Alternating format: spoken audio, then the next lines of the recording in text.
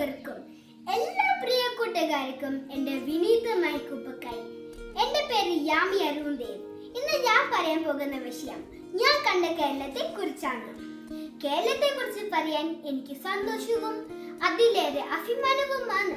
കാരണം ദൈവത്തിന്റെ സ്വന്തം നാടായ കേരളം എൻ്റെ ജന്മനാടാണ്. കേരവൃക്ഷങ്ങളാൽ നിറഞ്ഞ എൻ്റെ നാട് അതിമനോഹരമാണ്. നീണ്ടു കിടക്കുന്ന നെൽപ്പാടങ്ങൾ എൻ്റെ നാടിന്റെ പ്രത്യേകതയാണ്. കാടും പുഴയും മലയും മരവും ഒക്കെ കൊണ്ട് സമ്പന്നമായതാണ് എൻ്റെ കേരളം.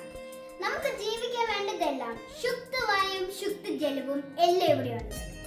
സസ്യശ്യാമലമായ മലയോരങ്ങൾ, അതിമനോഹരമായ കായൽ തീരങ്ങൾ, കലകലാരവം പുനഃപിടിവിക്കുന്ന അരുവികളും നീർച്ചാലവുകളും, പ്രകൃതി സംഗീതം കൊണ്ട് നിറയ്ക്കുന്ന പക്ഷിക്കൂട്ടങ്ങൾ, കണ്ണിനും കാതിനും മനസ്സിനും കുളിർമേകുന്ന ഈ കാഴ്ചകൾ കാണുവാൻ ഞാൻ എൻ്റെ അധ്യാപകരെയും കൂട്ടുകാരെയും എൻ്റെ കൊച്ചു കേരളത്തിലേക്ക് ഞാൻ ക്ഷണിക്കുന്നു. കഥകളി, ഓട്ടംതുള്ളൽ, ഇനി കലാരൂപങ്ങളും, വള്ളംകളി, കളരിപ്പയറ്റ്, ഇനി വിനോദങ്ങളും എൻ്റെ നാടിന് മാത്രം പ്രത്യേകതയാണ്. എൻ്റെ നാട്ടിലെ മുത്തശ്ശിമാർക്കും വരെ എഴുത്തും വായനയും നല്ല വശമാണ്. അതുകൊണ്ട് തന്നെ സാക്ഷരതയുടെ കാര്യത്തിൽ എൻ്റെ കേരളം മുന്നിലാണ്. മലയാളത്തിന് ശ്രേഷ്ഠ ഭാഷാ പദവി ലഭിച്ചതിൽ നമുക്ക് അഭിമാനിക്കാം. ആധുനിക കവികളായ കുമാരനാശാൻ, ഉള്ളൂർ, വള്ളത്തോൾ തുടങ്ങിയവർ എൻ്റെ നാടിന്റെ പ്രശസ്തിയും അന്തസ്സും ഉയരങ്ങളിൽ എത്തിച്ചു. മതസൗഹാർദ്ദത്തിന്റെയും സ്നേഹത്തിന്റെ നിരകൂടമാണ് ഞങ്ങൾ കേരളീയർ. അതിനുദാഹരണമാണ് ഞങ്ങൾ കേരളീയർ ഓണം, ക്രിസ്മസ്, റംസാൻ ഒത്തൊരുമയോടെ ആഘോഷിക്കുന്നത്.